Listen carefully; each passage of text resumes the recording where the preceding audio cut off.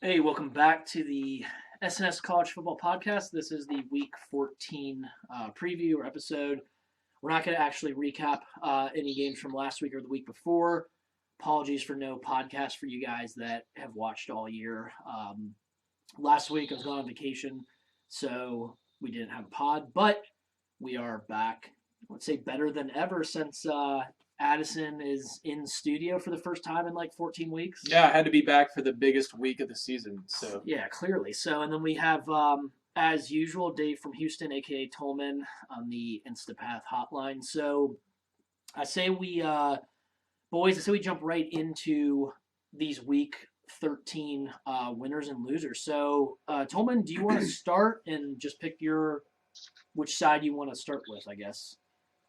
Oh, we'll go winners. We'll start on a positive note. All right.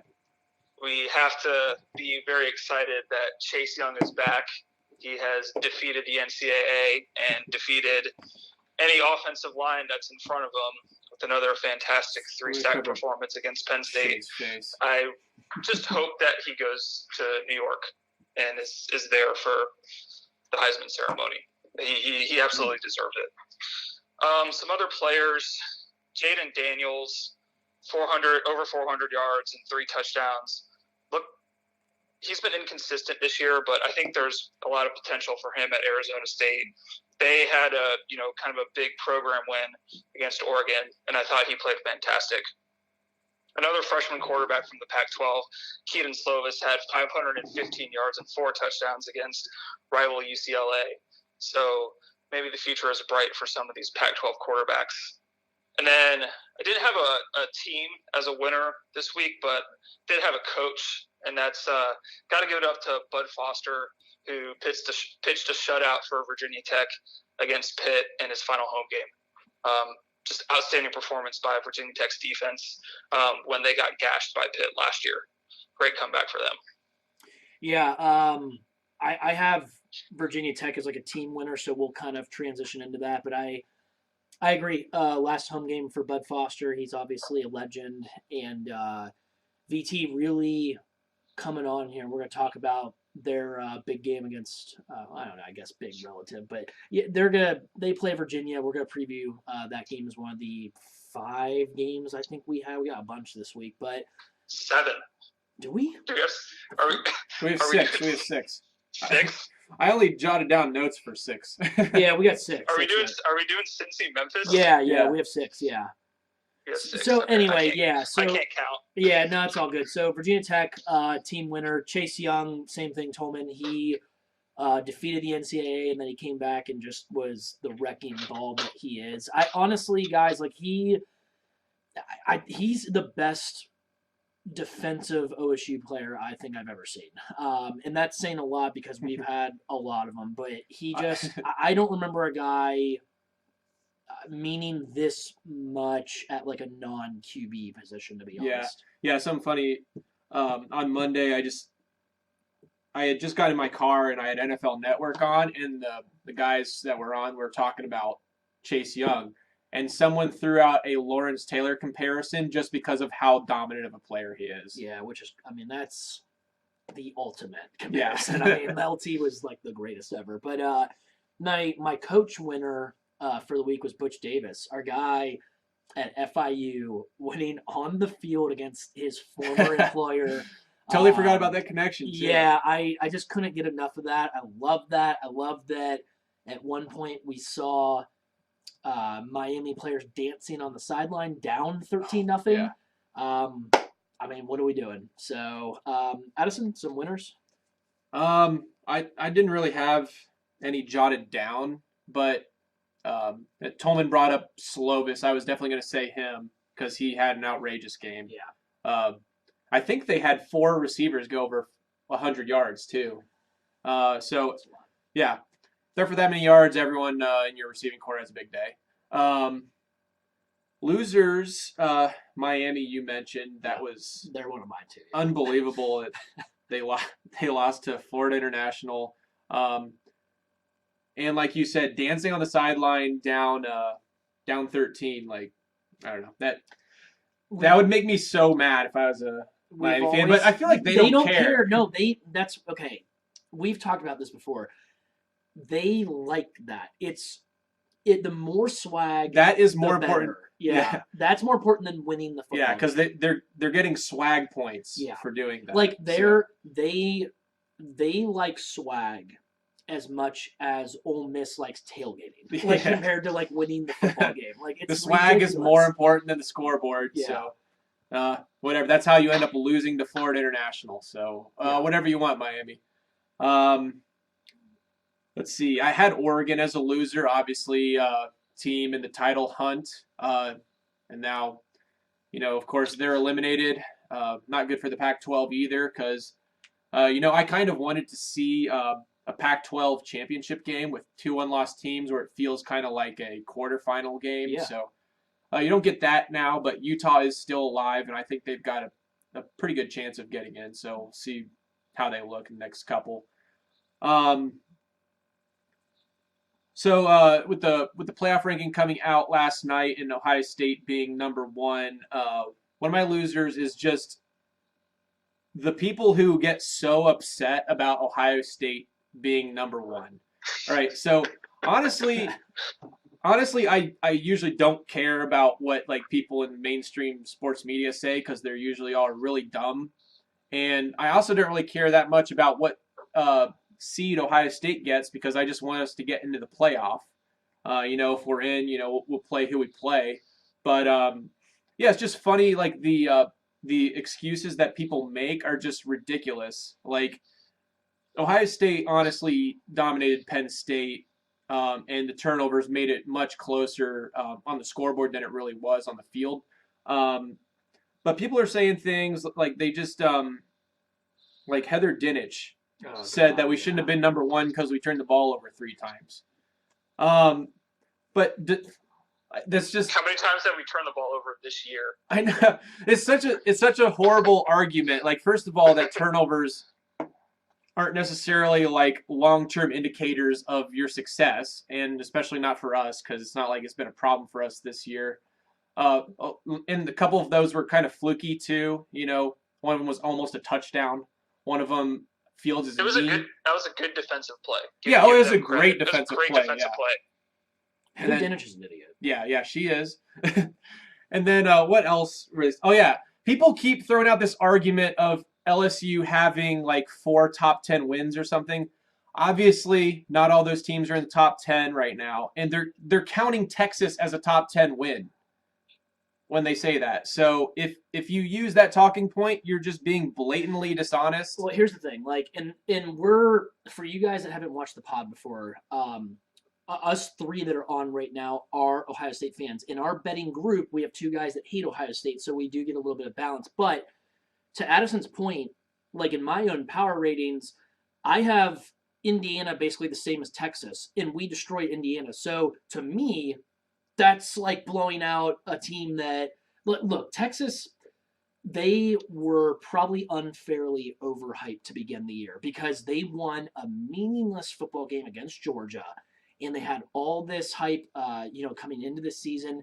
This group got some boost from that great quote, "We are back." Yes, this group was so much. We were so down on Texas that a few of us bet their under, and we cashed that for the year a few weeks ago. So continue. We definitely called the Texas being down. Yeah. So I don't know. People just make the lamest excuses for Ohio State not being number 1. Okay, I get that LSU has beaten a lot of good teams. But you also have, like, Ohio State is number 1 in, like, pretty much every metric. So I don't know why people act so shocked when Ohio State is number 1. It's because people hate Ohio State. Yeah, like, if you took Ohio State's schedule and just put, like, any SEC team and say they beat those teams that badly, like, they would be number 1. They'd be the greatest team ever. Yeah. So, especially since Ohio State has, at points in this season, had, like, the number 1 ever Sagarin ranking, like, number 1 ever S&P ranking. So, like, they've been putting up ridiculous, just ridiculous metrics. So, I don't know. Shouldn't be surprising to anyone, but people just like to bitch. Sure. All right, well, we'll transition to my losers. I have a few that I had one more. Oh, yeah, go for it. So, there's this rumor now that Willie Taggart might not have actually signed a contract and might not be getting that $18 million buyout that we thought he was going to get. So adds to that whole saga. That's just I don't know, the perfect way to cap off that whole thing. Willie Taggart being just the train wreck that whole thing was. I also heard on Stanford Steve and the Bear. I was listening to that podcast earlier today, and Bear said that he had some inside info that Florida State, the players are happy that he's out of there, and the fact that they're playing better now the last couple games is a direct result of Willie Taggart being gone. So I don't know what the details of that are. He didn't really elaborate on it, but it's just interesting to hear that.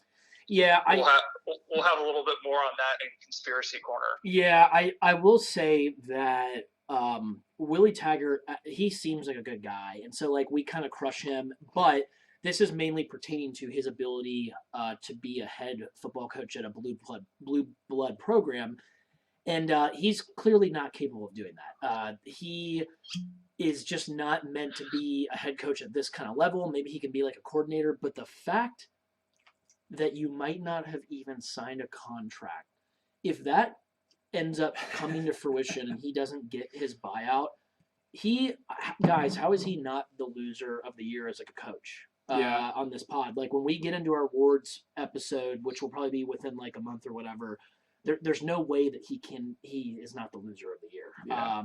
But yeah, so any more losers? No, that's it for me. All right, so I had a couple that kind of tied in with everything we've talked about already. I'll go through them very quickly. Justin Herbert played very poorly last week, and that is kind of a byproduct of, I think, Oregon. Tolman and I have talked about this extensively on this pod, that we do not like Oregon's coaching staff. We don't feel like they put their kids in a position to succeed. That is a very good defense in an offense that should be a lot better, that should put their focus around Justin Herbert, and they don't. They constantly run the football on first down very predictably, like it's 1995. I get it. Cristobal wants to assert his will on the offensive line. His O-line is very good. But in college football, when you have a quarterback that's that good, in this day and age with how the rules are, you should let him fly free, so to speak. You need to showcase his talent. Now, what I will say is when he was allowed that opportunity this past weekend, he played very poorly, and that cost them a shot at the playoff. Miami, we talked about them. We don't. OSU ended that program almost 16 years ago now, or something like that. So there's nothing. I can continuously pile on Miami, and it won't get old for me, but I don't want to keep going on for your guys' sake. They're one of the teams that's been a routine loser this year. Yeah, they're a candidate for loser of the year. A coach that we haven't talked about since maybe the beginning of the year, a guy that our buddy Steele was high on, Mike Locksley. I heard this stat the other day, and it just kind of floored me, that Maryland in their first two games, I think they scored 145 points combined. Yeah. Their last 9 games, they've scored 142 total. So Mike Locksley, known as a great recruiter, but it might, it's only 1 year, but we might be seeing that this guy's just not a head coach again. And Maryland is a place that I think you can win there. Maybe not win, I'm not talking about win Big Ten titles or national titles maybe, but if Indiana can maybe flirt with 7 or 8 wins, Maryland has much more as far as resources, the Under Armour money. They were doing that not too long ago in the ACC. Recruiting area. I think, regionally access to better talent. Yeah, right. And so they should never have fired Fat Ralph.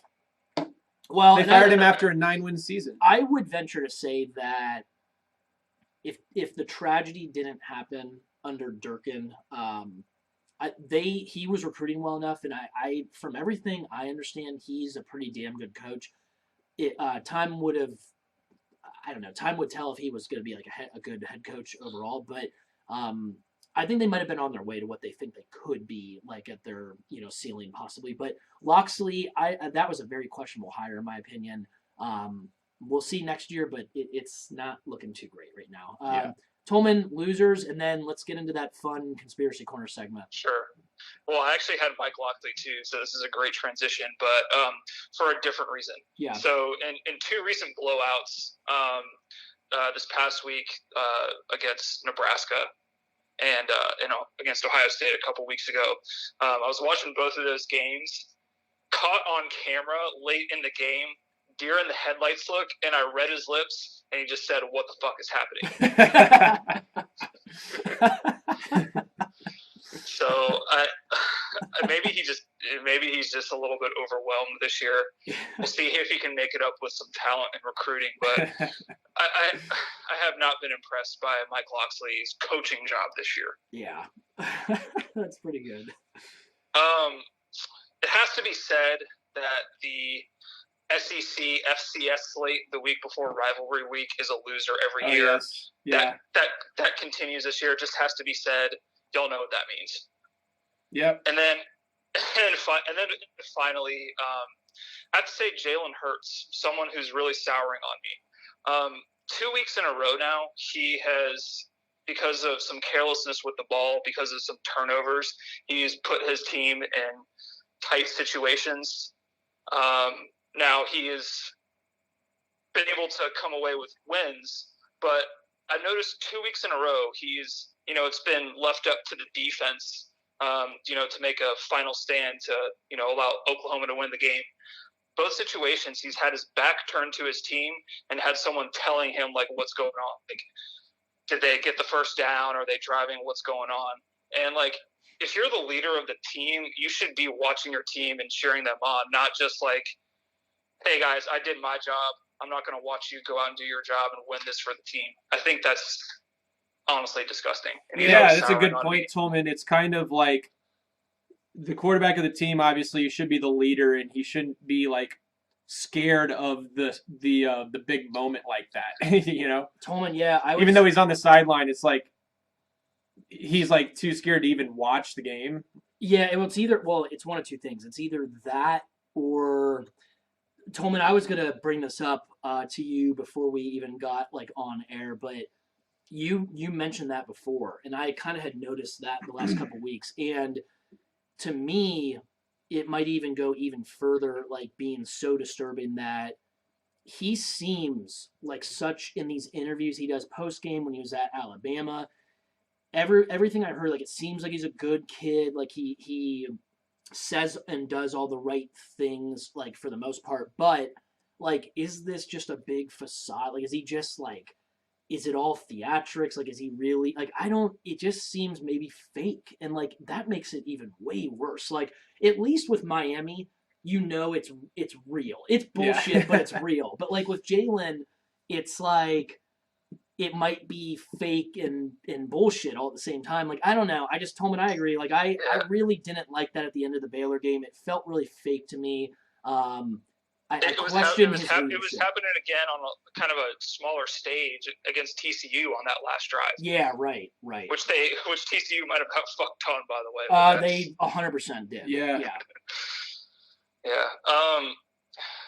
It's maybe this is a product of something bigger.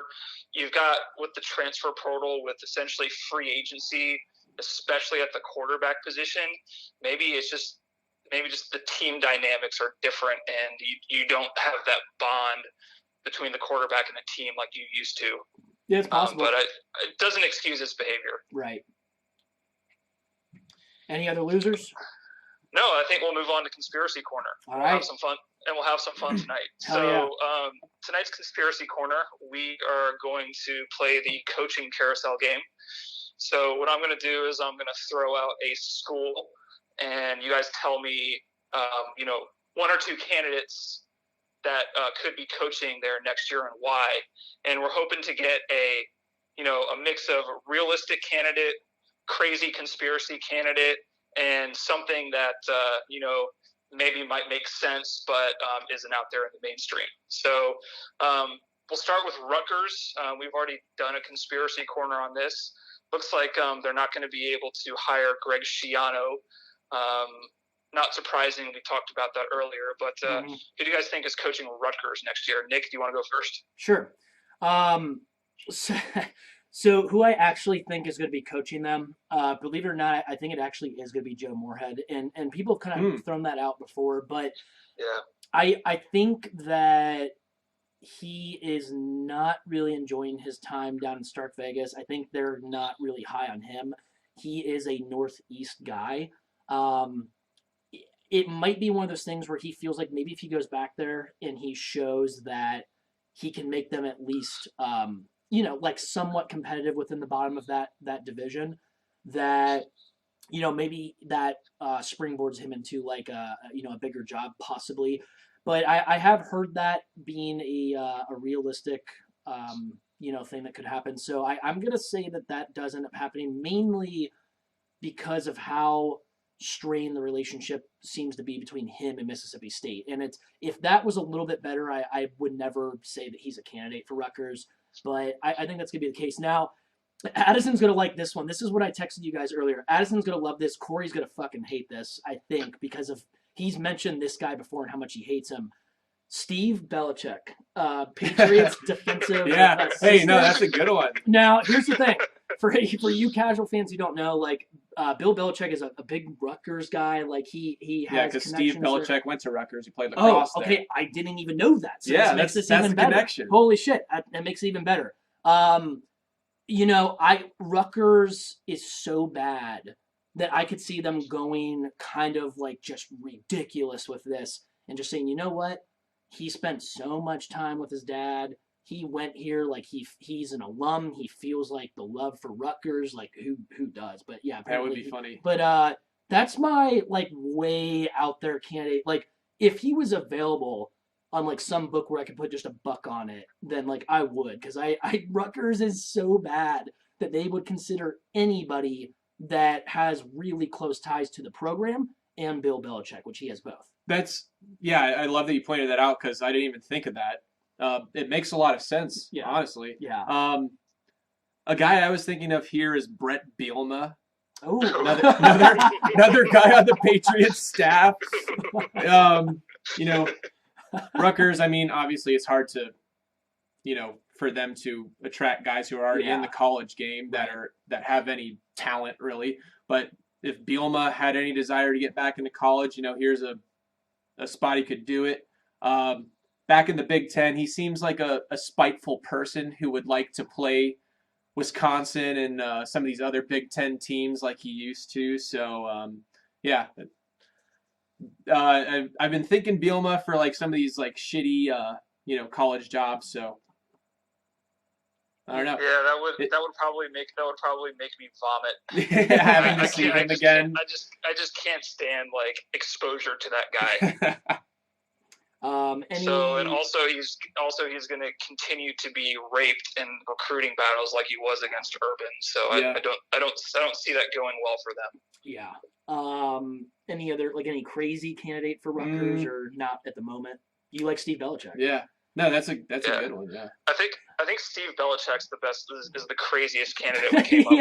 You came up with. That's great. No, it's fantastic. Yeah, actually, it's like crazy, but it also makes sense. Right. Right. I think Joe Moorhead's very realistic. I like. You're right. I think just doesn't seem like a good fit down south in Mississippi State. So ties to the Northeast makes a lot of sense. Right. Also got to watch out for Nunzio Campanelli's brother, Anthony Campanelli. He's assistant on the defensive staff at Michigan. He has like an interesting buyout clause in his contract that would allow him to, easily interview and leave for specifically Rutgers only. So that's potentially a fallback for them. Maybe have the Campanelli brothers together coaching at Rutgers. Okay. Whoever they get, their program's got a long way to go. Yeah. Another program that has a long way to go is Arkansas. So who's going to be coaching Arkansas next year? Addison, you want to start? Because I got a bunch of fucking guys for this. Wow, draft. you do? Yeah. Oh, I got a bunch. You start. Okay. All right. So these are, when I think of Arkansas football, it's the type of program that I could see selling their soul just to be good. Okay. So. Oh yeah. It feels like we've seen SEC programs rise and fall that way. This feels like kind of like we're looking for a winner, even if he was sleazy type of spot. So, Oh yeah. the following gentleman I have as kind of like my long shot Art candidates. Briles. Art Briles is on this list. Yeah. Art Briles, I believe, was coaching. He was coaching football like in Europe, and then I think he's coaching in high school now or something. I don't know. Art Briles is a major piece of shit, though, and I could definitely see Arkansas saying, you know what, this guy brought a Baylor program like from the dead to like college football playoff contention. They'd say he's done his time. He's been Jesus rehabilitated. has forgiven him, right? Yeah. So Art Briles is definitely on this list. Another guy that actually, I believe, admitted he was contacted was Houston Nutt, former Arkansas coach. Wow, recycling the coaches. What is he? Is he in the NFL? No, he's on like CBS. CBS studio guy. I think, and he's been on that for a while. But you know, was he with the Cowboys at some point in the last decade? Wouldn't surprise me, and we're going to talk a little bit about the Dallas Cowboys in a minute here. But I think that Houston Nutt, I could be, correct me if I'm wrong. I think he resigned amid allegations at Arkansas. So it'd be really interesting if another one where they'd be like, you know what, he did his time. Like, let's get him in here. He knows the program. He knows the recruiting trail.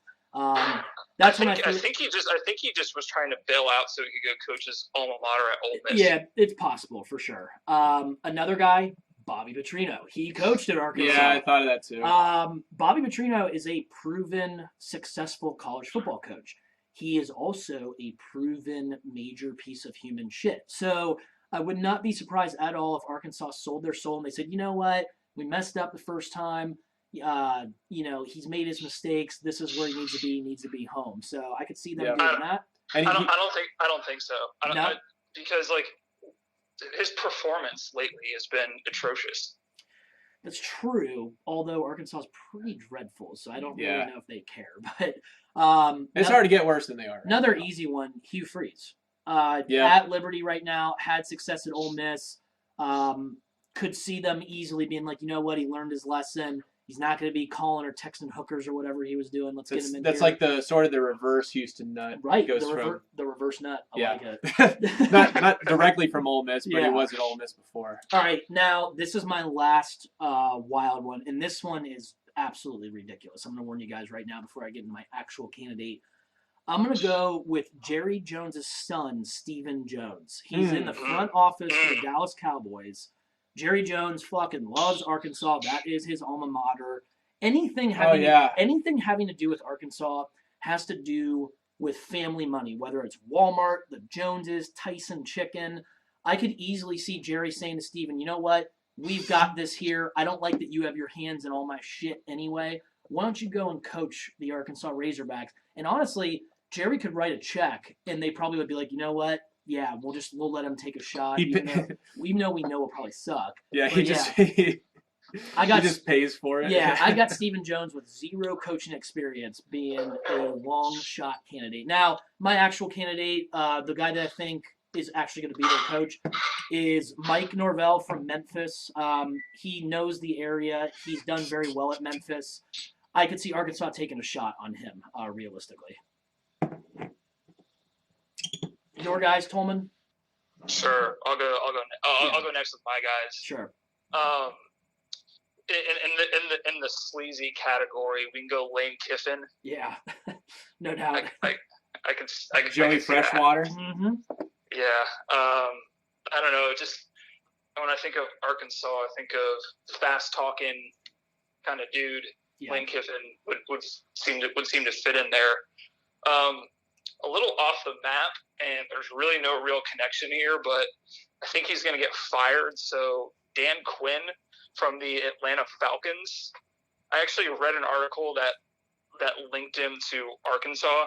That's insane. Head coaching job. I guess he's an East Coast guy. Doesn't really have any connections. Has been an NFL guy, but looking like he might be out of a job due to a poor performance with the Falcons this year. And Arkansas has kind of done that before, taking Petrino from the Falcons. So maybe this repeats itself with Dan Quinn. Right. So that's the craziest one that I came up with. Yeah, Addison, you got that's any pretty bad. good Arkansas candidates? Nick mentioning Jerry Jones' son made me think of Kellen Moore also. Oh God, yeah, I can see that. So yeah, there's a guy. Same scenario, Jerry Jones. Yeah. Just like I feel like he likes Kellen Moore, but if Kellen Moore were to go to his school, he wouldn't feel as bad about it. Ooh, what if he fires Garrett and just makes him go there? Like you're going to be fired, but I'll keep you on as the Arkansas head coach. Yeah. you could definitely see that happening. Jerry Jones is just actually Arkansas. Maybe. Yeah, well, I'm sure course. he is. Yeah, he pretty much is. Yeah. Any do you have like a realistic candidate? Or I have not thought about Arkansas football really that much this year. Well, nobody should. But, Probably a good idea. Yeah. All right. Yeah. Next team. All right. So next one, I'll go ahead and start on this one, but we're gonna go Florida State Blue Blood program. Yeah. First, so realistic coaching candidate. How about Odell Haggins? Yeah. Kind of a Florida State legend. Been with the program for about 26 years. Very, very highly respected by the players, and that's kind of something you need with that program right now after what happened with Willie Taggart. So I could see Florida State adopting the LSU model with Coach O. You bring in a figurehead, someone that can be a CEO, someone that earns the respect of the players to kind of bring back the program from a dark period. So I see that as both realistic, affordable, and kind of in the same vein as that Coach O model that's been very, very successful at LSU. If that happens, got to have a fantastic assistant staff. Also, possibly realistic, Clemson co-offensive coordinator Brad Scott. Two first names. Yeah, great. Two first names. Yeah, I guess that makes sense. But also, a lot of success at Clemson, obviously. But interesting fact, he is the son of a former Bobby Bowden assistant. So, there is some connection there.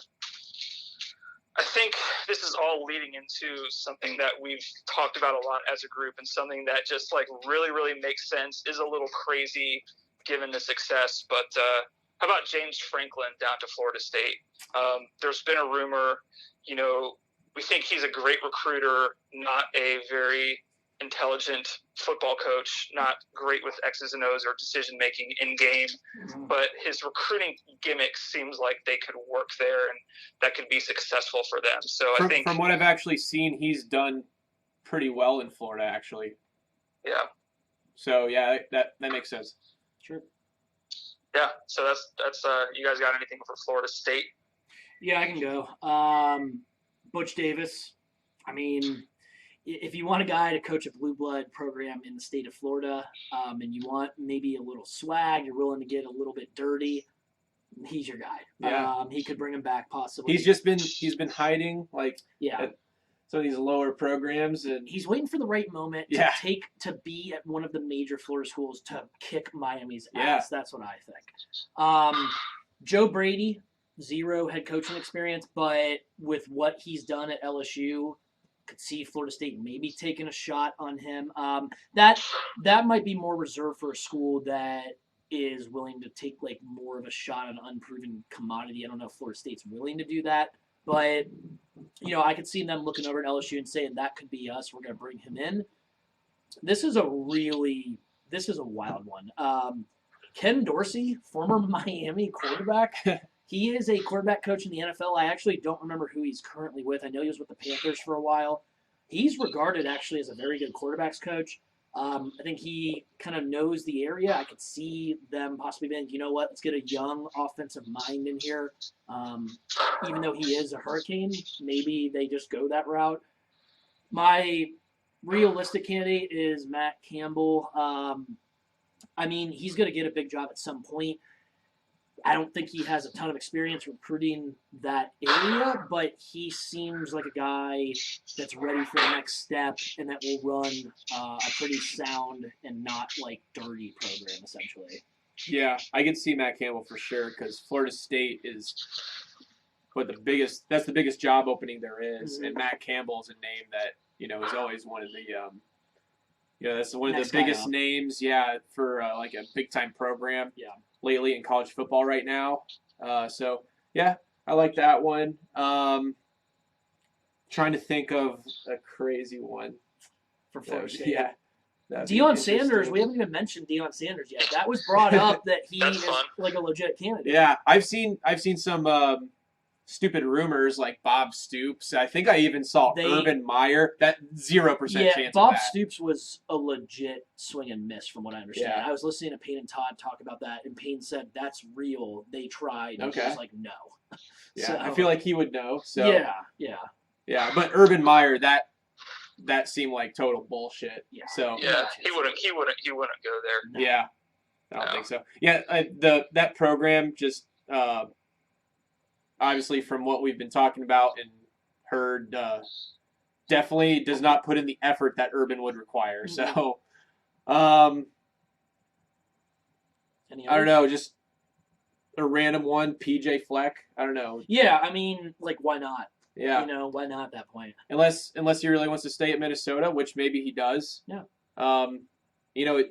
Because I don't know, he's got Minnesota doing good, and he might not want to go to a dysfunctional program. So I mean, I hope he stays at Minnesota for like 5 years. Once Day decides to just hang it up after we win 5 natties. So yeah, that would be good. Yeah. Next team, Tolman. Yeah, no, actually, just a couple more thoughts on that. Another place that Lane Kiffin could fit. Also, another crazy one, Derek Brooks, who is Florida State alum, but he's kind of stuck in a shit job right now, like adjudicating, like on the NFLPA side. Okay. But he's looked incredibly respected in both the NFL and at Florida State. So if you're trying to, bring the program back to, with a respectable guy that no coaching experience at all, but does have administrative experience recently. Another one I thought of real quick. What about Venables at Clemson? I mean, when the hell is he going to actually take a head coaching job? Because you know that he deserves one. He's always a guy that I've thought he should definitely be a head coach, but apparently Clemson's he just loves. They're paying him. I think Clemson he's like a pays good Foster money. type. I don't know, man. He's young enough that seems like he would. Every coach, I feel like, wants to be a head coach at some point. Yeah. Yeah. So I mean, I don't know. Yeah. All right, so we're gonna go really quick on the next few because we're starting to get into crazy speculation scenarios. So, all right, who's coaching USC next year? I mean, as of today, honestly, I didn't think there was any chance of this earlier in the season, but it sounds like Clay Helton. I think it's Clay Helton. I mean, and I think 5 weeks ago, we would have said 0% chance. Yeah, it's crazy. Yeah. I liked Norvell. You mentioned Mike Norvell from Memphis earlier. Yeah. I liked him as a fit there, but I think Clay Helton. Honestly, Graham Harrell has saved his job with what he's done with Keaton Slovis. Tolman, that's the second thing I would say is that they just fire him and keep Graham Harrell because I mean the way Slovis is playing, you just kind of want to have that connection, I guess. Yeah. All right, who's coaching Penn State next year? I'm going to say Franklin, but if it's not Franklin, I think Matt Rule's waiting for that job. He went there. He seems like a fantastic coach. Hard nosed, he would want Penn State to play the kind of style that Penn State's played forever. If it's not Franklin, I think it's 100% Matt Rule. Yeah, he went to Penn State. Yep. Yeah, he's a linebacker. Yeah, Matt Rule to me is like whenever that job's available, he's the guy that's going to coach there for the next 20, 30 years. Yeah. He's an outstanding fit there. Would love to have him in the Big Ten. I think it's just a great. That would be fun. That would be fun and would be respectable. I think he would challenge regularly for Big Ten and national championship. I do too, Tolman. Programs like Penn State love to have their own guys in there too. Yeah, so. for sure. Yeah. Okay, who's coaching Texas in 2 years? I'm going to say Urban Meyer. I mean, like, Texas, that is the kind of school that they have to make a big splash in their eyes. Like, no matter what. They're not going to take a guy like Norvell. Urban's going to be, I think, in Fox Studios for a couple of years. It seems like he loves that gig, unless. And he's good at it. Too. Yes, he's really good at it, unless Jerry Jones offers him the Cowboys job, which he said he would take.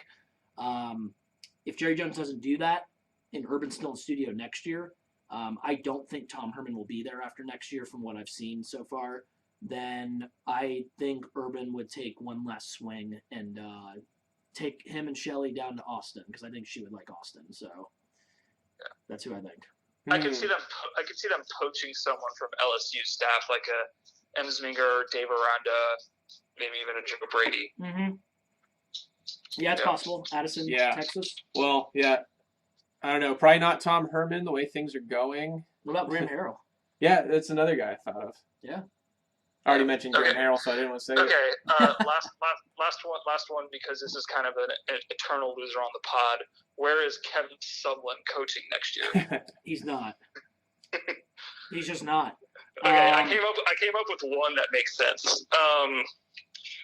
Tennessee's assistant offensive coaching staff linked to Jim Chaney, who's the offensive coordinator there, who he's been under in multiple stops along the way. Tennessee program coming up a little bit, and maybe they could get some offensive help just on the lower level side from Sumlin. Yeah, possibly. It's interesting that 3 years ago, Sumlin was the hottest name NFL coaching circles, USC job. Now he is struggling in Tucson, Arizona, and we don't know where he's going to be. So it's interesting. Maybe Florida State will just be stupid again and they could and hire him. Yeah, they could. They could. Well, that was really fun. Yeah, that was I'm sure by the time we get to the awards show, we'll actually have some results from this speculation. Absolutely, yeah. All right, let's kick it off with week's 14 games. We got rivalry week, and we're going to start with the Iron Bowl. Alabama's at Auburn. Alabama, I believe, currently is a 3.5-point favorite. So, Tolman, I'll let you start with pick who you want on offense like usual. I guess I'll go with when Auburn has the ball. Okay. So I think their offensive success this year has been defined by masterful play calling by Gus. Just really like the way, I've said this multiple times, the way that he employs misdirection, timely calls, for Bo Nix, with some shots down the field. Bo Nix at times has been outstanding. At times he's been, really good scrambling. I think that's been his calling card this year, and just a tool that he'll continue to have going forward as his passing game progresses.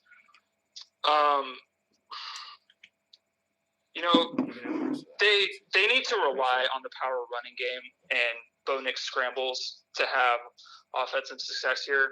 I think you have to ask the question: can Bama neutralize Bo Nix scrambles?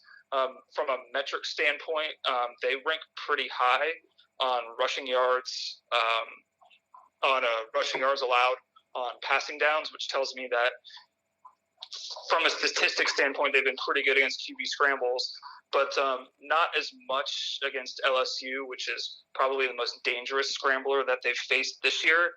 So I also have to question Alabama's defensive line power success rate. It actually very, very surprisingly ranks pretty low. They don't have a Quinn Williams. They don't have a guy that scares you like a Dante Hightower to make big stops in the running game. So I do see Auburn having some success due to the power run game, but overall just not a huge edge between Auburn and Alabama when Auburn has the ball. Yeah, I think that I agree that I think Auburn, they're going to find success on the ground because you pretty much point out, Tolman, Alabama's 58th in adjusted line yards defensively. Like you said, 90th power success rate, 106th in stuff rate. That front seven's a little softer this year. And a lot of it has to do with, they don't have a guy like Quentin Williams, but they're also missing two guys that were supposed to be their starting linebackers this year, and they're playing freshmen. They're playing kids that haven't had a full year in the the strength training program. They just are getting pushed around a little bit, and I think Auburn's going to find some success being able to run the ball, being able to do some play action off of that, find possibly some explosives. Alabama's been really good stopping those, but that's predicated on them not having to bring down the safeties in the run game. So, Addison, your thoughts when Auburn's got the ball? They definitely need to be able to run the ball a little bit. I mean, Georgia, that's a great defense, but Yeah. Bo Nix threw 50 passes in that game. And I know they almost came back, but that's not ideal for Auburn. They want to be able to run the ball. I think they'll be able to find some success there. So, I don't know. Auburn, I don't know. They'll be all right. All right. When Alabama has the ball, go ahead. So Mac Jones, obviously, not a highly rated guy. Like he's like a 3-star quarterback. The way I see it, he just needs to be like Jake Coker. Alabama won a national championship with that guy. He was nothing special. In this offense, the playmakers around him, they're better than what they had then, at least in the receiving core. For sure. And the receivers, like he just needs to get the ball in their hands. Like we've seen all year, Bama, their receivers take slants, 80 yards for a touchdown all the time. They've got like 4 guys who can do that. So that's what he needs to do. He just needs to be, just accurate on the short passing game. I think it's going to be tough for them to run the ball against Auburn. I just want to jump in for a second. Those receivers got to catch the ball, though. I've seen them a little sloppy lately with drops. Well, against LSU they were. I was really surprised by that. Saw Ridley drop a few, like one in the end zone. Their receivers definitely left some big plays on the table there. But obviously, just get the playmakers the ball. Auburn's defense, as good as their D line is, they've got a bunch of NFL players, but their sack rate has actually been lower than you would think. They're only like 67th in the country. So not getting as many sacks. So that could definitely benefit Alabama. I think Alabama would be a little tough for him to run the ball, but Najee Harris, good player out of the backfield, so they can get him involved too. Yeah, Tolman, your thoughts when Bama's on offense? No, I agree with Addison. I think the stat that jumped out to me, we said this a couple times, but just Auburn's sack rate is not as high as you'd think it would be. Alabama, their offensive line, their sack rate's relatively low, but I think a lot of that is due to a very, very quick release from Tua. So I think a lot of that's on the quarterback. So it'll be interesting to see the timing of Alabama's offense and if Auburn can capitalize on getting to the quarterback and getting some sacks. Yeah, I think I would guess that they're gonna force Mac Jones to have to make some throws down the field. They're probably going to pack it in. I think they're going to challenge the receivers in the short to intermediate game. So it's going to be interesting. We're going to find out a lot about Mac Jones and what this team could look like as far as like if they can sneak into the playoff. Yeah, it's always a little bit scary when you're playing that kind of defense against Alabama because you can easily get beat over the top. It's just he has to be accurate down the field, and can he do that? Yeah, and Auburn's DBs are pretty good. They're pretty good at all levels. They're obviously they're elite kind of up front, but that's going to be the key. I think is can Mac Jones beat these guys because they're going to force him to try to beat them. So at 3.5, you got to lean. I was thinking Auburn like right after Tua got hurt. And then now so many people are saying Auburn that I want to go the other way and say Alabama. Obviously, it's still a really good team, even though Tua is a massive loss, what was it right now? 3.5? Yeah. I would probably still say Bama. I just feel like they're going to win this game. And, it's going to be right around there. It's going to be a close game. So I'm not officially picking it, but I think I would say Bama. This is interesting because I thought it would be a little bit closer, but about 4,000 bet tickets in. And Alabama's got 73% of the tickets. But there's a 18% discrepancy as far as Auburn getting more of the money. So I'm a little surprised Alabama's getting that many of the betting tickets. It seems like they're still loved maybe a little more than we thought they would be for sure. But Yeah. I mean, I wouldn't be shocked if they won the game. I have Auburn +4. I think there's value there. I have it more as a pick 'em with Tua being out. I think they can win the game, but I think that they can keep it within that number. Tolman, you made a bet, right? Yeah, I took Auburn at +4. I thought that was a key number and felt pretty good when I took it. The biggest thing for me is that the Alabama defense just doesn't scare me like it usually does, and I think that given Auburn's struggles and inconsistencies, I think that Gus is gonna find a way. I can see Auburn winning the game on the field here. Yeah. Okay, so yeah, that Iron Bowl should be pretty fascinating. We'll move on to the de facto Big Ten West championship, essentially. Wisconsin at Minnesota. I believe that line is at 2.5 right now. That's the last I saw, yeah. Yeah, I checked it this morning. I believe Wisconsin is -2.5. Addison, you'll get to start this time. Choose what team you want when they have the ball. All right, let's go with Wisconsin on offense. Okay. So earlier in the year, like the last time we talked about Wisconsin, I think was before OSU. Yeah. So we actually were talking about how surprisingly Wisconsin wasn't running the ball as well as they usually do. Mm-hmm. And ever since then, they have been on fire running the ball. Last three, Jonathan Taylor, 31 carries, 250, 25 carries, 204, 28 carries, 222. So they have been vintage Wisconsin the last few weeks running the football. The conditions in this game, could end up being, very favorable for that type of offense. It should be windy, probably snowy. Just the kind of game that Wisconsin wants to play, just very scrappy. Which team runs the ball better? Yeah, exactly. Yeah. They've really turned it on in that respect offensively, and that's the biggest takeaway that I've got in the last few weeks, at least, from Wisconsin. Yeah, nothing really additional to add. I think here's I got something there, if that's okay. Oh, go for it. I'll go after you. Yeah, Michigan's defensive line metrics are not very good. They rank 86th in standard down line yards, and 122nd in power success rate defensively. So I can see Wisconsin having a lot of success. Not only because of what they've been doing, but just Minnesota, from a metric standpoint, not great on the defensive line. They're a little undersized. Yeah, and Wisconsin's played better, much better defensive lines. And Michigan State. Right. And on the flip side of that, Minnesota has not been challenged by an elite ground game and offensive line yet.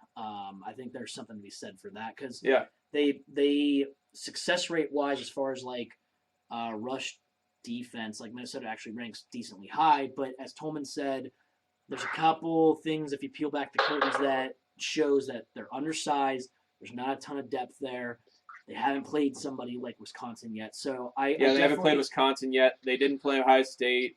Yeah. I would definitely give Wisconsin a little bit of an edge there. Now, Tolman, when Minnesota has the ball, what are we expecting to see? And like, how is this, is this weather forecast going to be that big of a deal? I think that a team like Minnesota is built to be okay in weather like that. I think if you're going to Minnesota, maybe that's really an opportunity for you to shine. When you look at if we're going back to the Minnesota offensive line versus Wisconsin defensive line, Minnesota 38th in line yards, Wisconsin 12th in line yards, so could be a little bit of a neutralization there of Minnesota's run game, which it's been good but not great. I think they have some really good playmakers, Ibrahim, Smith, but just hasn't overall been as explosive as I thought it would be. the big thing that I think we care about here is explosive plays from Minnesota. They have playmaking wide receivers. They have Tyler Johnson, Bateman, who's I think probably going to be a first round pick, and then Autumn Bell, who's kind of a gadget guy. We've seen Wisconsin a few times struggle against athletic wide receivers, and I could see Minnesota, even though given the weather, I could see them, maybe hitting some short passes, but getting big plays and yards after the catch. I think that Wisconsin, and also, I think both teams, Minnesota off to a fantastic start in the red zone. I think they were exposed a little bit against, a similar team in Iowa. Wisconsin also has come back to their baseline a little bit in the red zone. So I think the key here is going to be if Minnesota can hit some big explosive plays to those playmaking receivers, they're going to score a lot. Yeah, I think the weather is going to be a little bit of a bigger factor than I think what a lot of people would think. Payne brought this up, which I thought this was a good point, that, let's say it's, Morgan drops back to pass, he throws it deep to Bateman. And in normal conditions, he's got him beat by 5-7 yards, he scores a touchdown. But let's say the wind knocks this ball down, Bateman still catches it, but it's only like a 35-yard gain. And then Wisconsin, who does have a much better red zone defense than Minnesota, they hold them to 3. That's a 4-point swing there. And so, I think the weather is going to be a lucky benefactor for Wisconsin. I think there's also a little bit of a havoc mismatch here. I think Wisconsin's second in havoc rate in the country. Minnesota is 62nd in havoc allowed. So I expect Wisconsin to be in the backfield a little bit. But I think the weather is a big deal here.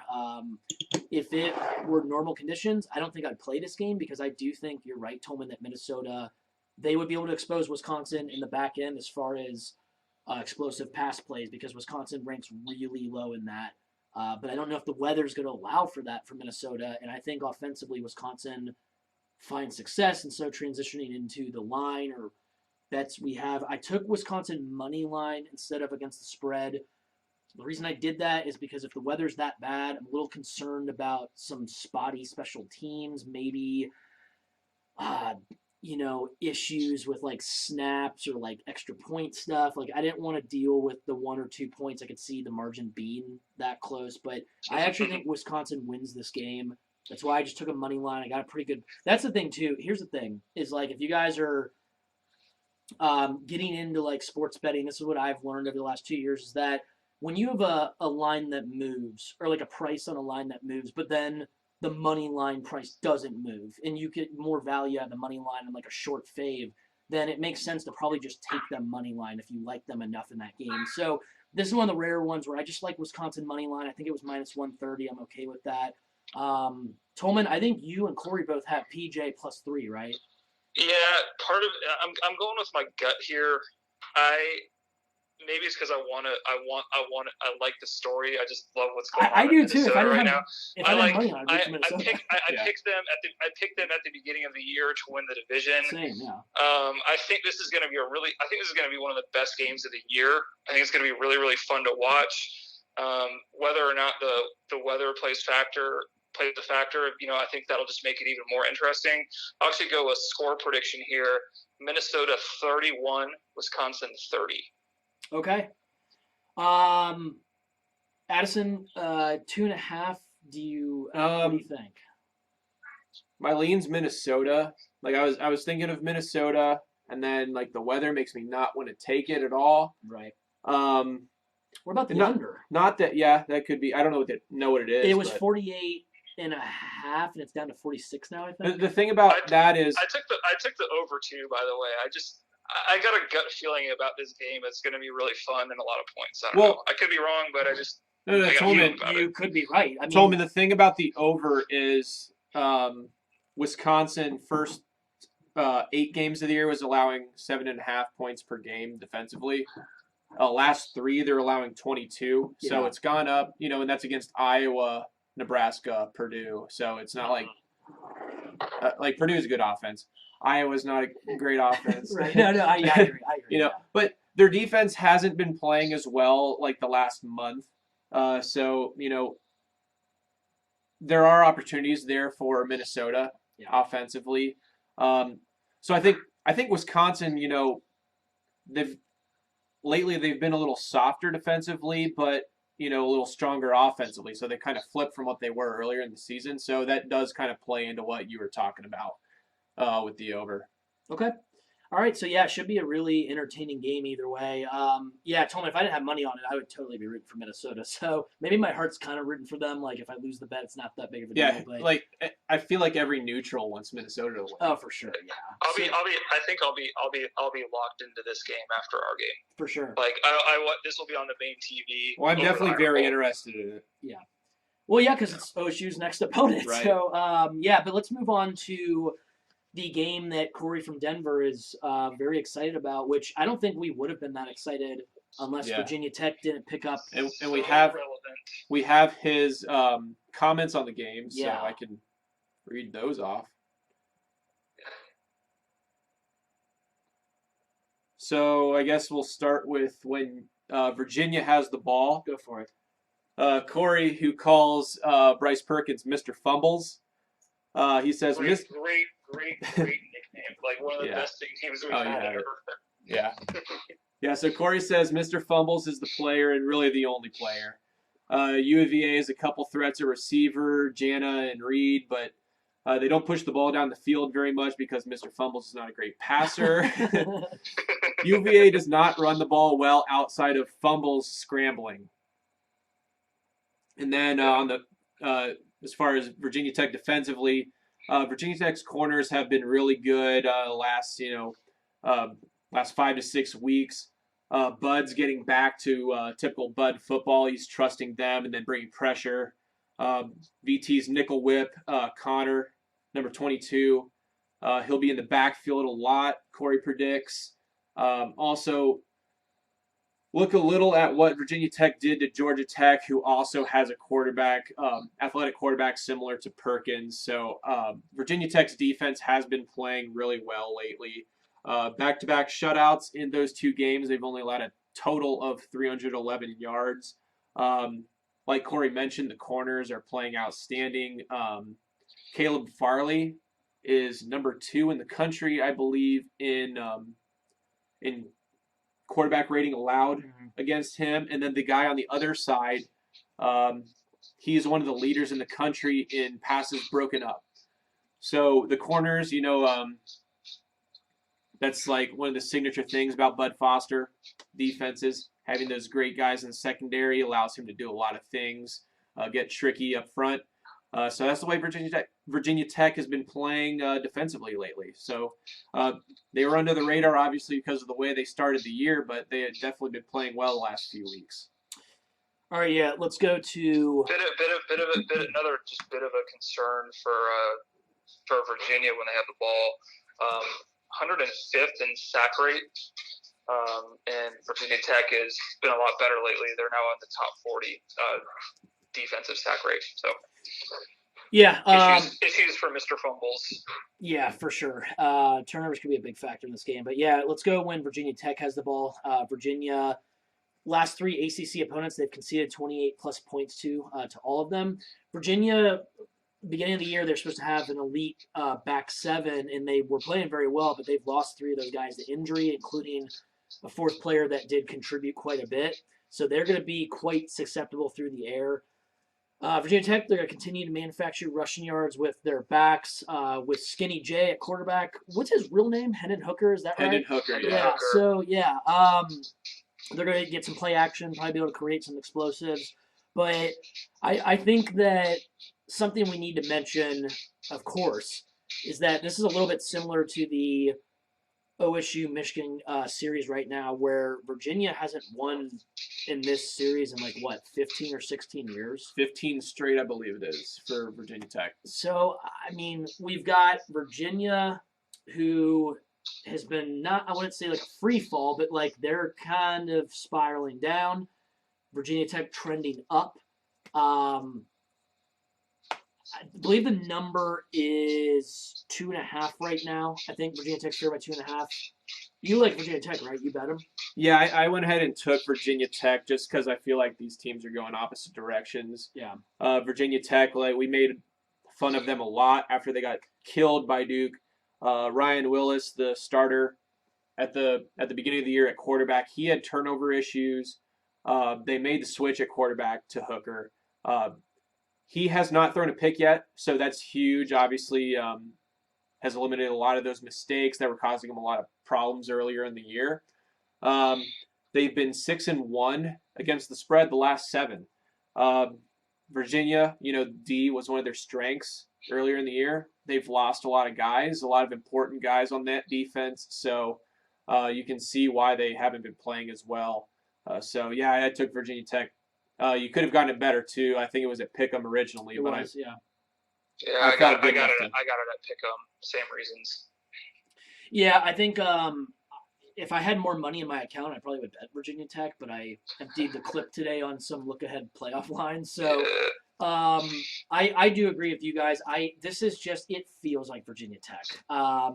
There's no reason for me to bet Virginia, and I know that there was sharp money that came in on Virginia at 3, but I mean, this is one of those things where, like, this is a series that I don't value the metrics quite as much. It's more just like Bud Foster has fucking owned Virginia the last 15 years. And they're playing so much better lately. What are the last 2-3 games? There are things strong. Like the S&P predicted that Virginia wins the game straight up, but I feel like there are a lot of things that you have to consider that don't factor into that, like the injuries. Just the way Virginia Tech's been playing the second half of the season, like change at quarterback. So there's a lot of things that the numbers kind of miss there. Well, that's a good point, because like even in my own power ratings, I think I have these teams either even or within 1. So I have Virginia, like I should have Virginia as like a short fave in this game, but I don't pay attention to that at all. We've said it. It's Virginia Tech is trending way upwards right now. They, along with the sons of bitches that we're going to talk about in a minute, are 2 of the most improved teams in the country right now. Oh, yeah, I totally agree. Those 2 teams have made the biggest 100%. And Virginia, you could argue, is one of the teams that's, like, trending down, like, in a pretty vertical, regression there. Yeah. So I think we all like Virginia Tech this week. I think Virginia Tech wins the right to go get their ass kicked by Clemson, basically. Right, that's what these teams are really playing for, is who loses to Clemson by 50. Yeah. And we'll see. But yeah, probably. So we'll move on to the this will probably be a little bit brief, I would assume. The AAC game. This is actually fascinating, though. Addison, we were talking about this a little bit before we got on air, that here's the setup. Cincy is playing Memphis this week. If Cincy loses, then they will play at Memphis next week for the AAC title. If Cincy wins, then they get home field, and they would play Navy, I believe, Navy, for the title. So this is a weird situation where, like, you could argue on one hand that Cincy, maybe they shouldn't show anything. They should rest starters and just lose to Memphis and then just play for everything the next week, but they're on the road. Yeah. Or you argue, on the other hand, maybe they go for it, you get home field advantage against Navy, and then if you beat Navy, maybe you make it to a New Year's Six Bowl. So you have to do that. You have to go for it. Tolman, I don't, and we know Fickle well enough. He's not going to sit people. So you have to go for it. Yeah. Like you can't risk. With the season they've had, you can't risk not going to a New Year's Six Bowl. Right? Because how often are you going to get that politics? Chance? Yeah, it definitely creates some interesting situations, I guess. Because Cincy, I feel like they can play looser too. Yeah. Tolman, do you want to start with one of these guys when they have the ball? We don't need to get too in depth. I'll go boring and quick. Okay. First, when Cincinnati has the ball, sure, their offense isn't great. But they have too many busted drives, too many drives that just go absolutely nowhere. They give up a lot of sacks, and Memphis defense is a top 40. Has a top 40 sack rate on passing downs. So, look, I really don't see a real edge here. I think Cincinnati's going to give up their sacks. I think Cincinnati could find some success in the power run game, but I think this will be a pretty bland matchup when Cincinnati has the ball.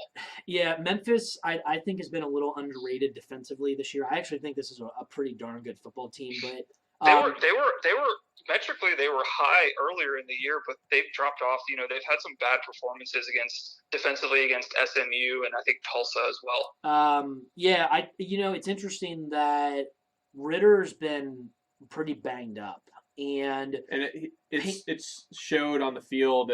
Yeah, he's last 2 games combined. He's 18 of 43 passing, only 140 yards in those 2 games. Yeah. So, yeah, he's definitely struggled lately. Yeah, and Payne brought up a good point on their pod that when Ritter in his career, he's faced top 50 pass defenses 4 times in his career, and he's got like 46% completion percentage. Memphis is in the top 50 right now. So, yeah, Tolman, I agree. Cincy, they're going to have to rely on Warren, that running game, quite a bit. If Memphis knows that's the case, though, and they can just load the box, I think it's going to be tough for Cincy to sustain drives, and they're not really a team that creates explosives. They're actually the worst team in the country as far as penalties per game.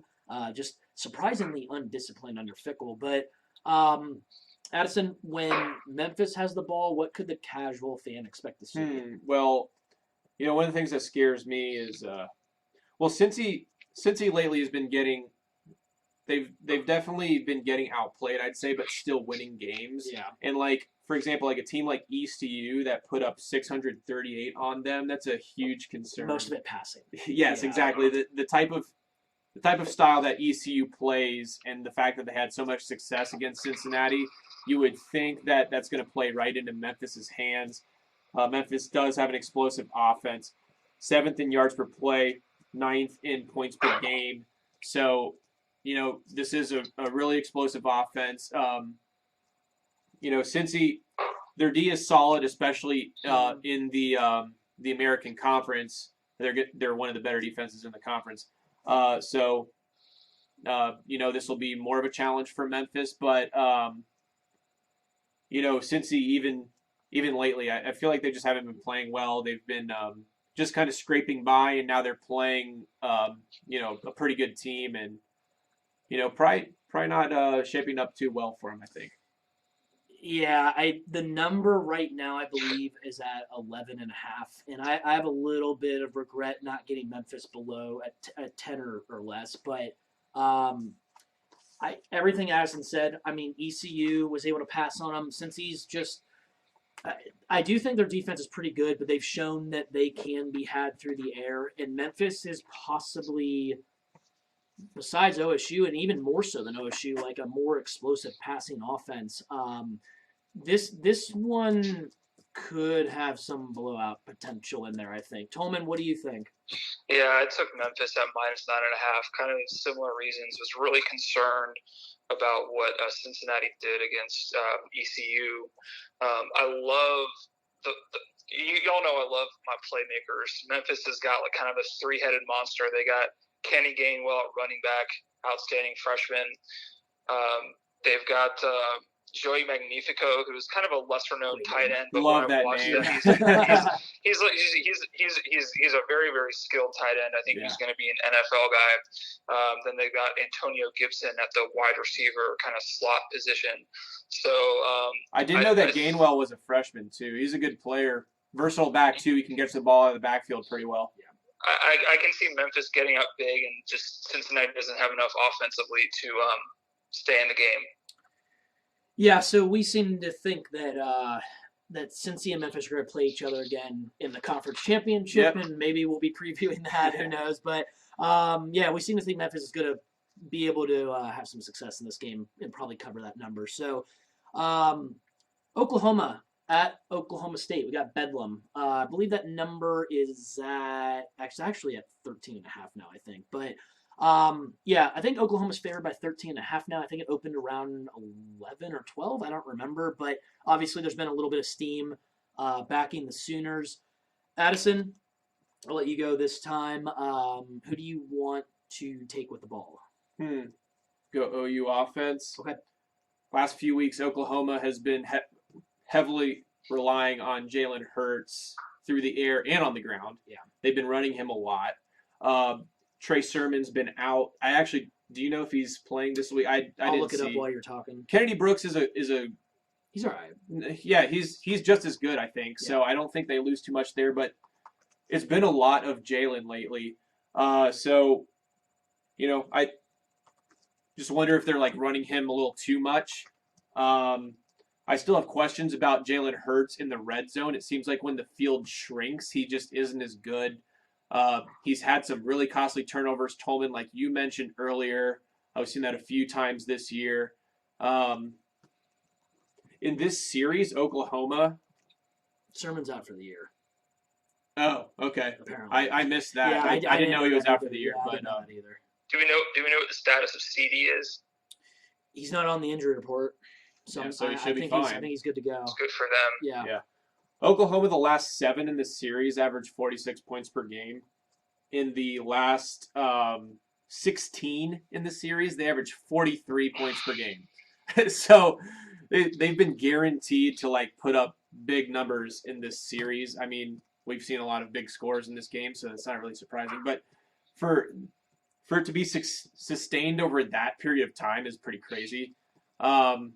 Oklahoma, the last couple weeks, also they've really controlled possession. They have 40 minutes of time of possession the last 2 games. So that's something to look for, I think, in the over under, because you would think the over is the play, but the fact that they've held the ball that well has kind of played against that last couple weeks. Definitely hurt me against in the Baylor game, which I had the over, but I mean that's what I had as far as offense for Oklahoma. Okay, yeah. I know. I agree. It's a good point bringing up how much they've been running Hurts. I think he has. It might have been Payne talking about this. I think he has 70% more of more carries than the running back on the roster. He's been run a lot. Yeah, he has a crazy percentage. He had almost 30 carries last week. Yeah. Yeah, he has a crazy percentage of their offensive yardage. Yeah, last few weeks, and surprisingly, if I remember correctly, I think that Oklahoma State is actually graded out not that bad defensively this year when they were thought to be possibly one of the worst defensive teams. Yeah, they're 56th in adjusted line yards. They're 45th in opportunity rate, 27th in stuff rate. I mean, that's not bad for a Big 12 front seven. So, I mean, I think the Pokes might be able to slow them down. And the question is, do they, with Hurts and then that team having a little bit of red zone troubles, can Oklahoma State force a couple field goals? Can they maybe get a punt or two? That could go a long way as far as them not only covering the number, but maybe actually going for the outright win here. But Tolman, when Oklahoma State has the ball, I believe that they're going with the backup. I think it's Drew Brown at quarterback. They're without Tylan Wallace this week. So what do we think those are, obviously those are pretty big losses, especially Wallace, but what would the casual fan expect to see when Oklahoma State has the ball this weekend? It's hard to say. I think they're going to see them relying on Chuba Hubbard. Interesting to get away from Spencer Sanders. Spencer Sanders has been pretty inconsistent this year, which I guess you would expect from a freshman quarterback. Oklahoma defensively, they don't cause turnovers, but they do get sacks. And Oklahoma State allows a lot of sacks. Maybe that's a result of Spencer Sanders holding on to the ball too much, being indecisive, and a lot of those are on the quarterback. So, with a guy that's been with them a little bit longer, you could see them having some success there, so that they can, stay ahead of the chains and hope that Chuba Hubbard runs wild. We know that Oklahoma's defense, they give up explosive plays. They give up explosive plays in the run game. So, a chance for Chuba to have a big game. Yeah, I would imagine that Oklahoma loads the fuck out of the box to stop him, knowing that Sanders is hurt, he's not playing. They are going to force that back up to make plays. But Tolman's right that Oklahoma, even if they load the box, they seem susceptible to the big run. So Hubbard lately hasn't been putting up like first half of the season he was putting up ridiculous numbers. Last few weeks it's not quite as big, but there's been a little bit of a drop off. But maybe with those other guys being out or not playing, that maybe it's even tougher for them to run the ball. Yeah. I don't know. I don't really like the way Oklahoma's been playing defense lately. So if it wasn't for their offense ball controlling, then they could be in a lot worse shape. You have a bet on Oklahoma State. Yeah, right? yeah, I do. I just feel like Oklahoma's been kind of last few weeks on thin ice. Like they could have lost any of the last three. It just seems like they always keep the other team in the game. So, yeah, I'll definitely take the points here with Oklahoma State at home. Tolman, at 13.5, what do you think, man? I'd lean the points with the Pokes, but they're I've already stated they're an automatic stay away from me, so Yeah. I'll just probably not. I'll just not do it. Yeah, this one's pretty close. I can see arguments for the simple fact that Oklahoma needs to show out to maybe make the playoff, but at the same time, this is Oklahoma State's Super Bowl. So T-Boone Pickens Stadium, tough place to play. Bedlam, a lot of crazy shit happens. I think if I had to and I would play it safe, I would take the home team getting double digits at in a rivalry game. So yeah, I think I'd lean Pokes here, and I expect it to be a pretty competitive game. Moving on to the game. Trademark, the game. Ohio State at that team up north. For you people that maybe are watching that, I have to say Michigan, I guess, even though I'm not supposed to this week. But, yeah, Ohio State at Michigan. Ohio State is 9.5-point favorites right now in most books, I believe. Michigan, obviously, like we said, playing as far as improvement for the last, half of the season, Michigan has probably made the biggest jump. Ohio State still pretty much doing what they do. The game against Penn State, scoreboard a little closer than what I think the game indicates. But who went first last time? Tolman, I'll let you. Tolman. I think first. Tolman. You go ahead and choose who you want with the ball here. Let's see. I'll do when Michigan has the ball. Okay. And I'll do my biased analysis first. Okay. And say that the casual fan can expect Michigan to suck because they just suck. Yeah. No. Fair enough. I mean, they do suck, but yeah. They're running an antiquated offense. They haven't adapted to modern times. Blah blah blah. Right. I think the glaring weakness for Michigan offensively is Shea Patterson has been terrible on obvious passing downs. They are Michigan State 83rd in the country in sack rate on passing downs, and Shea Patterson has a very low passer rating, has turned the ball over a lot when they are expected to pass. You've got that against Chase Young, who, if you don't put 2 or 3 guys on him, is going to sack you and cause you to fumble. So in order for Michigan to have some success offensively, power run game, see if they can wear down Ohio State's defensive line that, we think is a little bit more optimized as pass rushers, though that we didn't see that when they were challenged against Wisconsin. So I think Michigan's going to power run game, stay ahead of the sticks, utilize short passing, get some yards after the catch, hope for some missed tackles, just try to wear Ohio State out and not allow Ohio State's outstanding defensive line to get to Shea Patterson and cause him to continuously turn the ball over. Yeah, I mean, I think you nailed it. I really think if Michigan's going to win the game, they have to be able to run the ball at least enough to keep Ohio State honest. Shea's been playing a lot better recently. I think a lot of that has to do with he did have an oblique injury earlier in the year. This team was getting used to kind of a new offense, and they're finding their footing a little bit. They haven't really played juggernaut defenses, but they've played not horrible defenses. I mean, Indiana, Sparty. I mean, Michigan State, they've done pretty well. But Tolman, you brought up a really good point. Is in that if Michigan cannot stay ahead of the sticks and win on the early downs, this is going to be a big problem against not only the best pass rush in the country, but the best pass defense in the country with a quarterback that has been known to kind of shit his pants sometimes in those obvious passing downs. So that's a very interesting part of the game is I think we'll know pretty early. If Michigan cannot run the ball at all, then this is going to be a pretty big problem for their offense. And in my opinion, guys, I think this is the game here is that it's more on Michigan's offense. We know what their defense is, even though Don Brown's been kind of owned by Day the last couple of years. But what do you think as far as when Michigan's got the ball? Well, Shea the past 2 weeks, 384 in the air against Sparty, 366 against Indiana. Those are easily his best games of the year. So he has been playing really well right now.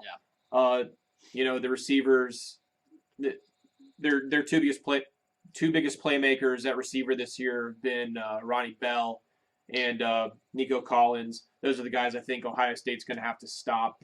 Ohio State did a great job against Hamler last week. A guy like Collins is a different type of receiver. He's not like a speed guy. He is a big target, though. Tall guy, he's like 6'4". He's a guy you can throw the ball up to. He leads the NCAA in pass interferences drawn this year. So that's something to look for if they have time to go down the field to him. But that's the thing. Like Ohio State, I think Michigan is going to end up getting into passing downs. And like Tolman said, not only is Shea not good in those situations, but that's where it's just game over if you're playing Ohio State in those situations. Yeah. Michigan still hasn't been good at running the ball besides Notre Dame. So I think Ohio State will be able to shut them down. One thing that we've seen recently with Ohio State, like the only thing that's they've been susceptible to was against Rutgers and Penn State. If you have a big quarterback who can just run power football, that's something that we didn't look great with. But obviously you can't do that with Shea Patterson. Like, is there any chance that Michigan just throws McCaffrey in there and tries to run with him a little bit? I don't know. But if Michigan gets into obvious passing situations, I think it's going to be trouble. Ohio State, number 1 in the country in sack rate, 14%. Clemson's number 2 at 11%. So Ohio State is significantly better than everyone else. In passing downs, Ohio State's sack rate is 20%. So it's just they've been playing unreal this year, obviously. Having Chase Young makes everything a lot easier on your D-line. And Ohio State's sack rate at 14%, just to give some perspective how good that is. The only team that has done that in the past 15 years, and that's all the data that I saw, was Miami, Ohio, like 10 years ago. So no other FBS team has had that high of a sack percentage. Usually number 1 in the country is like 10 or 11%. So, Ohio State D-line obviously has been playing unreal this year. Defensively as a unit, they've just been, I'd say they're the best defense in the country. So Michigan, they obviously have some flaws offensively, and I think Ohio State will be able to take advantage. Yeah, how you might get Ohio State this year is they rank 87th in rush D explosiveness, which would shock a lot of casual OSU fans, but they have given up some plays that would grade out as like explosive rush plays. The problem for Michigan is that they are not an explosive rushing offense by any means. Yeah. They create their explosiveness through the air. That's where OSU is strong. What's the definition for explosive? Like, how long does that have to be? Well, I think 20 yards? most metrics is 20 yards. I think here's the thing though, for what I'm looking at, this goes a little bit further. It's defined as it's a points per play metric based on like where you're at on the field. So like I can't explain it like on air right now, but it's really it's just that basically OSU is susceptible to being able to give up like some big plays in the run game in certain moments. Like that's just Yeah. all there is to it, to keep it like really simple. Haven't given up like really any for touchdowns this year like we did not last year like- when it was a yeah, huge problem. right, But right. yeah, this year they've been good. Well, but the thing is, like, success rate, both run and pass, they're astronomically Yeah. better. So I do agree. I think OSU hasn't been quite tested by like an elite offense, but whenever they faced anybody that's even decently good, they've dominated. So, what about when Ohio State has the ball now? Okay, well, when Ohio State has the ball, so Michigan's been playing really good defensively ever since the Wisconsin game. Really, right now they're 5th in the S&P. They're really good against the run, but one of the things about their D line this year that we haven't seen as much in years past, they're a little bit undersized. They definitely aren't as talented, in my opinion. Like, you don't have guys like Rashawn Gary and those other big time recruits. So I think that Ohio State will be able to run on them. Michigan, since Wisconsin, they haven't played a great team, a great running team. So, I think Ohio State will still be able to do their thing there. Even though Michigan ranks in the top 10 in yards per carry allowed defensively, they're not great at they're not great in short yardage, and they're not great at stuff rate. Yeah. So I think what Ohio State wants to avoid is obvious passing situations. If Ohio State, like if Michigan can't get stuffs, then Ohio State's going to be able to stay out of those situations. That's really the biggest weakness Ohio State has, is when they get into obvious passing situations, they take sacks, or they tend to take sacks. I'll go ahead and I'll back that up for you metrically, Addison. Yeah. Ohio State's 107th in the country in sack rate on passing downs. Michigan's defensive line 9th in the country on sack rate on passing downs. Yeah.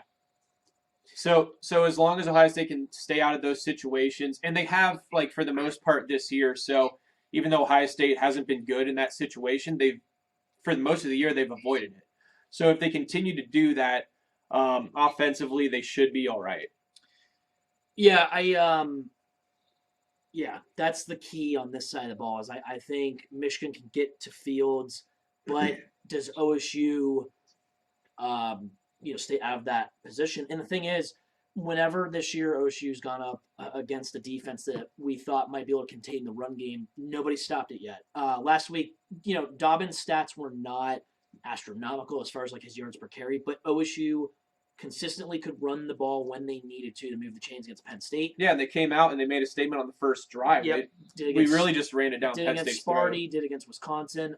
Michigan, like we said, they've been pretty darn solid against the run, but they are a little bit undersized this year. I don't think they're as good as Wisconsin or Penn State, which we had success against those teams. We had a lot of success against Wisconsin. Yeah. Well, we always tend to wear teams down in the second half too. Yeah. So I mean, I think something else that we need to talk about real quick too is possible weather implications. I think that Michigan finds success offensively, especially recently, by being able to pass, which is predicated on them being able to have some kind of balance in the run game. But if we have bad weather and it's forced to be kind of like a game in the phone booth, that's going to be pretty bad for Michigan, right? Like if it's obvious they have to run, then that's not their strength this year. A lot of times you think that the less talented team gains the most from weather conditions like that, but honestly, the way Michigan's offense, the way it's set up this year, I actually think that the weather could be in Ohio State's benefit. Yeah. Tolman, any additional thoughts before we get to against like the number? Yeah, you don't want to have to rely on Justin Fields, third down scrambling for first downs. Little question about his ankle health. We think he's okay, but I think that would not be ideal. I think that Ohio State has a major advantage in the athletes that they have at receiver, getting separation early, so that you can maybe hit some quick passes that end up going for big gains.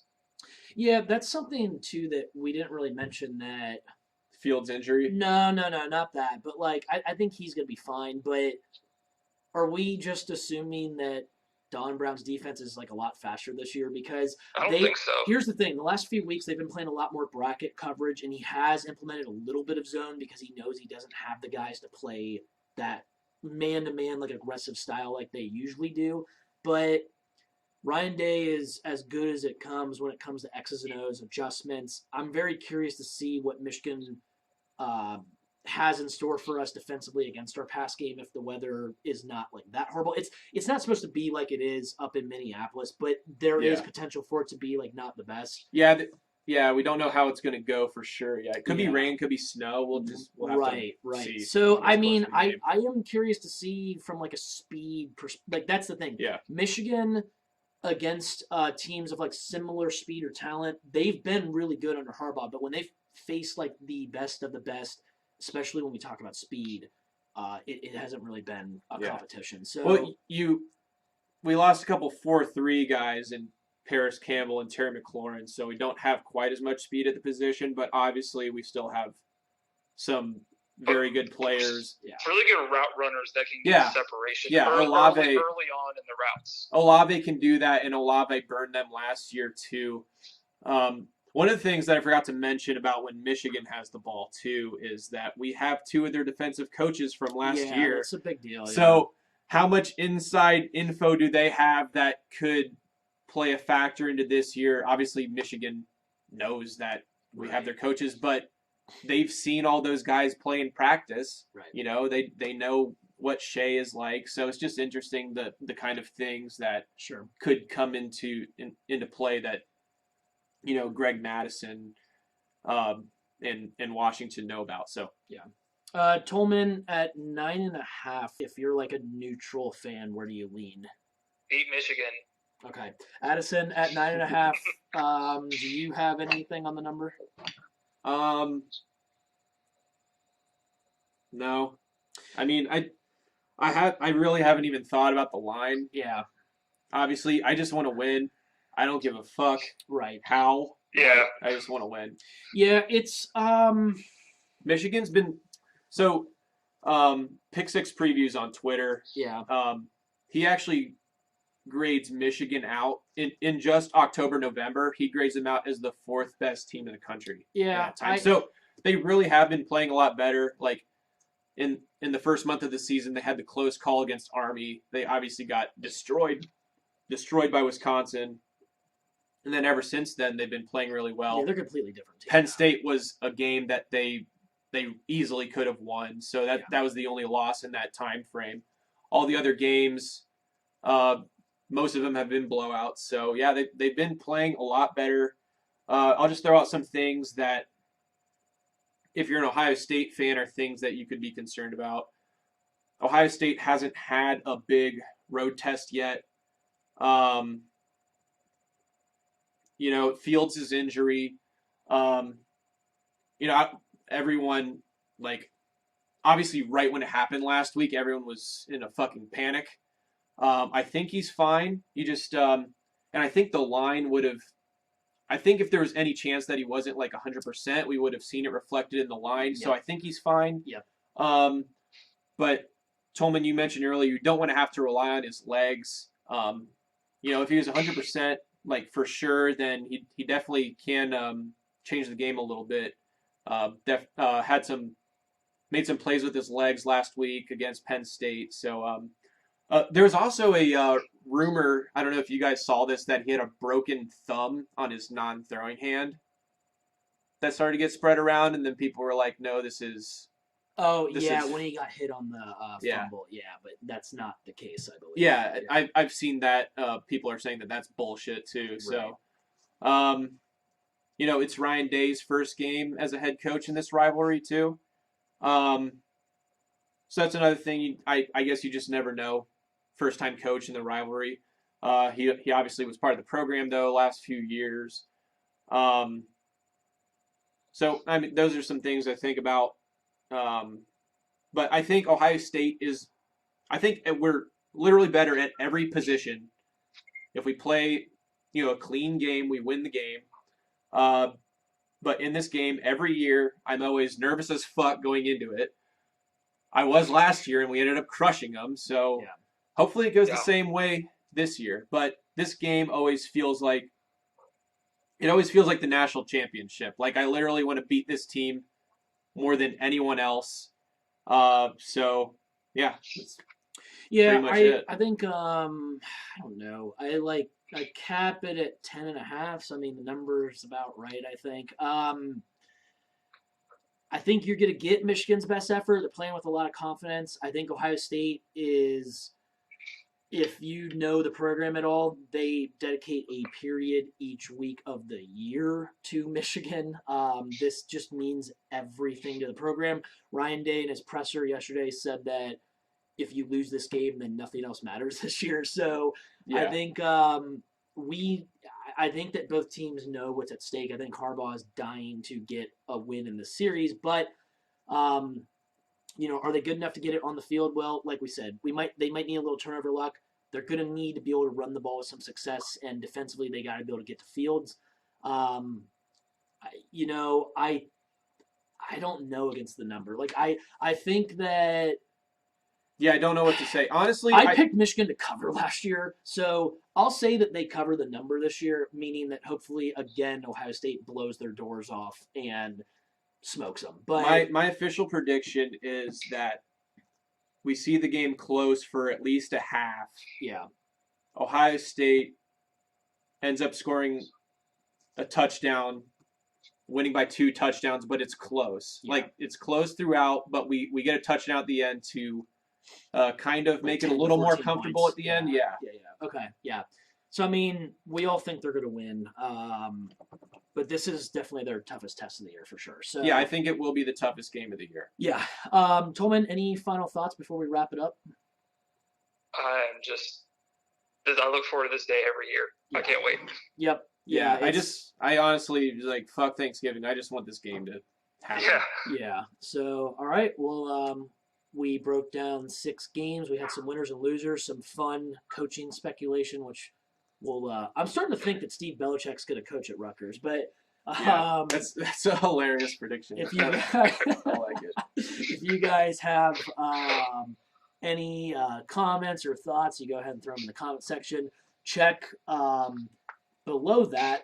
We will have our updated records against the spread and some bets for the week. But otherwise, we will see you guys next week for the conference championship preview.